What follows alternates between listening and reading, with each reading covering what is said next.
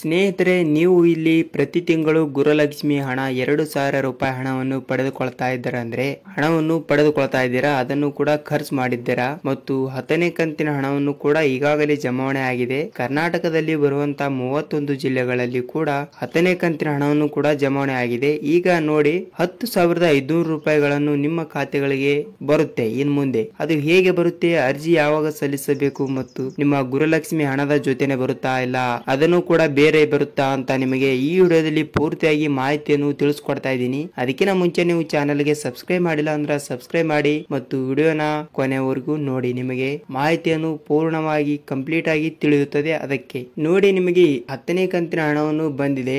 ಈಗಾಗಲೇ ಪ್ರತಿಯೊಂದು ವಿಡಿಯೋದಲ್ಲಿ ಕೂಡ ನೀವು ಕೇಳಿರಬಹುದು, ಗೃಹಲಕ್ಷ್ಮಿಯ 11ನೇ ಕಂತಿನ ಹಣವನ್ನು ಜಮಾವಣೆ ಆಗಿದೆ. ಪ್ರತಿ ತಿಂಗಳು ನಿಮ್ಮ ಖಾತೆಗಳಿಗೆ 2,000 ಸಹ ಈಗಲೂ ಸಹ 11ನೇ ಕಂತಿನ ಹಣ 2,000 ರೂಪಾಯಿ ಹಣವನ್ನು ಖಾತೆಗಳಿಗೆ ಬಂದಿದೆ ಅಂತ ಪ್ರತಿ ವಿಡಿಯೋದಲ್ಲಿ ಕೂಡ ನೀವು ನೋಡಿರಬಹುದು. ನೋಡಿ, ನಾನು ನಿಮಗೆ ಹೇಳುತ್ತೇನೆ, 11ನೇ ಕಂತಿನ ಹಣವನ್ನು ಕರ್ನಾಟಕದಲ್ಲಿ ಬರುವಂತ ಜಿಲ್ಲೆಗಳಿಗೂ ಮತ್ತು ತಾಲೂಕುಗಳಿಗೂ ಇನ್ನೂ 11ನೇ ಕಂತಿನ ಹಣವನ್ನು ಬಿಡುಗಡೆ ಮಾಡಿಲ್ಲ.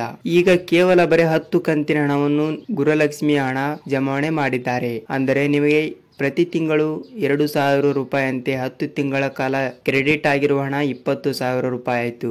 11ನೇ ಕಂತಿನ ಹಣವನ್ನು ಮುಂದಿನ ತಿಂಗಳು ಅಂದರೆ ಜೂನ್ ಮೊದಲನೇ ವಾರದಿಂದ ನಿಮ್ಮ ಖಾತೆಗಳಿಗೆ 11ನೇ ಕಂತಿನ ಹಣವನ್ನು ಬಿಡುಗಡೆ ಆಗುತ್ತದೆ. ಇನ್ನು ನೇರವಾಗಿ ವಿಷಯಕ್ಕೆ ಬರುವುದಾದರೆ, ನಿಮ್ಮ ಖಾತೆಗಳಿಗೆ 10,500 ರೂಪಾಯಿ ಹೇಗೆ ಬರಬೇಕು ಅನ್ನುವುದನ್ನು ನಿಮಗೆ ಕಂಪ್ಲೀಟ್ ಆಗಿ ತಿಳಿಸ್ಕೊಡ್ತಾನೆ. ಅದಕ್ಕಿಂತ ಮುಂಚೆ ಚಾನಲ್ಗೆ ಸಬ್ಸ್ಕ್ರೈಬ್ ಮಾಡಿ ಮತ್ತು ಲೈಕ್ ಮಾಡಿ, ಒಂದೇ ಒಂದು ಲೈಕ್ ಮಾಡಿ. ನೋಡಿ, ನಿಮಗೆ ಹೇಳಿರುವ ಹಾಗೆ ಇಲ್ಲಿ ಪ್ರತಿ ತಿಂಗಳು ಕೂಡ ಎಲೆಕ್ಷನ್ ಆಗಿದೆ. ಕಾಂಗ್ರೆಸ್ ಪಕ್ಷವು ಅಧಿಕಾರಕ್ಕೆ ಬಂದ ನಂತರ ಈ ಯೋಜನೆಯನ್ನು ಜಾರಿಗೊಳಿಸಲಾಗುತ್ತದೆ ಅಂತ ಹೇಳಿದ್ದಾರೆ. ಕಾಂಗ್ರೆಸ್ ಪಕ್ಷವು ಜೂನ್ 4ನೇ ತಾರೀಕಿನಕ್ಕೆ ನಿಮಗೆ ಹೇಳುವುದಾದ್ರೆ, ಕಾಂಗ್ರೆಸ್ ಪಕ್ಷವು ಅಧಿಕಾರಕ್ಕೆ ಬಂದ ನಂತರ ಮಹಾಲಕ್ಷ್ಮಿ ಎಂಬ ಹೆಸರಿನ ಮೇಲೆ ಈ ಒಂದು ವರ್ಷಕ್ಕೆ 1 ಲಕ್ಷ ರೂಪಾಯಿ ಹಣವನ್ನು ಗೃಹಲಕ್ಷ್ಮಿ ಮಹಿಳೆಯರಿಗೆ, ಅಂದರೆ ಪ್ರತಿಯೊಂದು ಕರ್ನಾಟಕದಲ್ಲಿ ಇರುವಂತಹ ಪ್ರತಿಯೊಂದು ಮಹಿಳೆಯರಿಗೆ, ಪ್ರತಿ ಮಹಿಳೆಯರಿಗೂ ಕೂಡ 1 ಲಕ್ಷ ರೂಪಾಯಿ ಹಣವನ್ನು ಬಿಡುಗಡೆ ಮಾಡುವ ಸರ್ಕಾರ ಮಹಾಲಕ್ಷ್ಮಿ ಯೋಜನೆ ಅಂತ ಹೆಸರಿನ ಮೇಲೆ ಹಣವನ್ನು ಬಿಡುಗಡೆ ಮಾಡುತ್ತಿದ್ದಾರೆ. ಆದರೆ ಇಲ್ಲಿ ಏನಾಗಿದೆ ಅಂದ್ರೆ, ಜೂನ್ 4ನೇ ತಾರೀಕಿನಿಂದ ಕಾಂಗ್ರೆಸ್ ಪಕ್ಷವು ಅಧಿಕಾರಕ್ಕೆ ಬಂದ ನಂತರ ಈ ಯೋಜನೆಯನ್ನು ಬಿಡುಗಡೆ ಮಾಡುತ್ತಾರೆ. ಇನ್ನು ಕಾಂಗ್ರೆಸ್ ಪಕ್ಷವು ಬರಲಿಲ್ಲ ಅಂದ್ರೆ ಈ ಯೋಜನೆ ಕೂಡ ಬರುವುದಿಲ್ಲ. ನಿಮಗೆ ಪ್ರತಿ ತಿಂಗಳು ಗೃಹಲಕ್ಷ್ಮಿ ಯೋಜನೆ ಒಂದೇ ಇರುತ್ತದೆ. ನಿಮಗೆ 2,000 ರೂಪಾಯಿ ಹಣವನ್ನು ಬರುತ್ತದೆ. ಮತ್ತು ಮಹಾಲಕ್ಷ್ಮಿ ಯೋಜನೆ ಅಂದ್ರೆ ನಿಮಗೆ ವರ್ಷಕ್ಕೆ 1 ಲಕ್ಷ ರೂಪಾಯಿ ಹಣವನ್ನು ಬರುವುದಾದರೆ, ಅಕಸ್ಮಾತ್ ಕಾಂಗ್ರೆಸ್ ಪಕ್ಷವು ಅಧಿಕಾರಕ್ಕೆ ಬಂದರೆ 1 ಲಕ್ಷ ರೂಪಾಯಿ ಹಣವನ್ನು ಪ್ರತಿಯೊಂದು ಮಹಿಳೆಯರ ಖಾತೆಗೆ ಜಮಾವಣೆ ಆಗುತ್ತದೆ. ಆದರೆ ಇಲ್ಲಿ ಏನಾಗಿದೆ ಅಂದ್ರೆ, ಈಗ ಮಹಿಳೆಯರಿಗೆ ಪ್ರತಿ ತಿಂಗಳು ಹಣವನ್ನು ಜಮಾ ಮಾಡಬೇಕಾ ಅಥವಾ ವರ್ಷದಲ್ಲಿ ಒಂದೇ ಬಾರಿ 1 ಲಕ್ಷ ರೂಪಾಯಿ ಹಣವನ್ನು ಜಮಾವಣೆ ಮಾಡಬೇಕಾ ಅಂತ ಕಂಪ್ಲೀಟ್ ಆಗಿ ಹೇಳುತ್ತೇನೆ. ನೋಡಿ, ಇಲ್ಲಿ ಏನಾಗಿದೆ ಅಂದ್ರೆ 10,500 ರೂಪಾಯಿ ಹೇಗೆ ಆಗುತ್ತದೆ ಅಂದ್ರೆ, 1 ಲಕ್ಷ ರೂಪಾಯಿ ಡಿವೈಡೆಡ್ ಬೈ 12 ಅಂತ ಒಂದು ವರ್ಷಕ್ಕೆ 1 ತಿಂಗಳು ಮಾಡಿದರೆ ಆಗುವುದು ಇಲ್ಲಿ 8,500 ರೂಪಾಯಿ ಮತ್ತು ಗೃಹಲಕ್ಷ್ಮಿಯ 2,000 ರೂಪಾಯಿ, ಟೋಟಲ್ ಆಗಿ 10,500 ರೂಪಾಯಿ ಹಣವನ್ನು ಕರ್ನಾಟಕದಲ್ಲಿ ಬರುವಂತಹ ಪ್ರತಿಯೊಂದು ಮಹಿಳೆಯರಿಗೂ ಕೂಡ ಈ ಹಣವನ್ನು ಬರುತ್ತದೆ.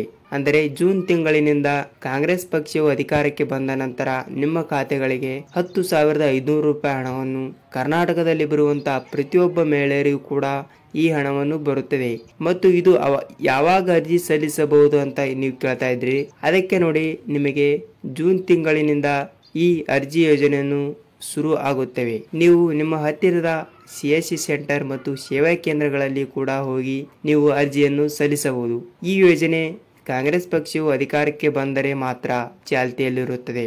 ಇಲ್ಲವಾದರೆ ನಿಮಗೆ ಗೃಹಲಕ್ಷ್ಮಿ ಯೋಜನೆ ಒಂದೇ ಇರುತ್ತದೆ. ನೋಡಿ, ನಿಮಗೆ ಮಾಹಿತಿಯನ್ನು ಇಷ್ಟವಾಗಿದೆ ಅಂತ ಅನ್ಕೋತೀನಿ. ನೀವು ಚಾನಲ್ಗೆ ಸಬ್ಸ್ಕ್ರೈಬ್ ಮಾಡಿಲ್ಲ ಅಂದರೆ ಸಬ್ಸ್ಕ್ರೈಬ್ ಮಾಡಿ ಮತ್ತು ಪಕ್ಕದಲ್ಲಿರೋ ಬೆಲ್ ಐಕನ್ ಕೂಡ ಕ್ಲಿಕ್ ಮಾಡಿ.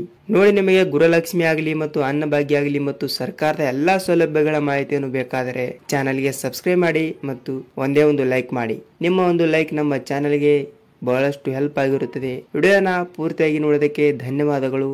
ಮತ್ತೊಂದು ವಿಡಿಯೋದಲ್ಲಿ ಮತ್ತೊಂದು ಟಾಪಿಕ್ ಜೊತೆಗೆ ಸಿಗೋಣ ಸ್ನೇಹಿತರೆ. ನಮಸ್ಕಾರ.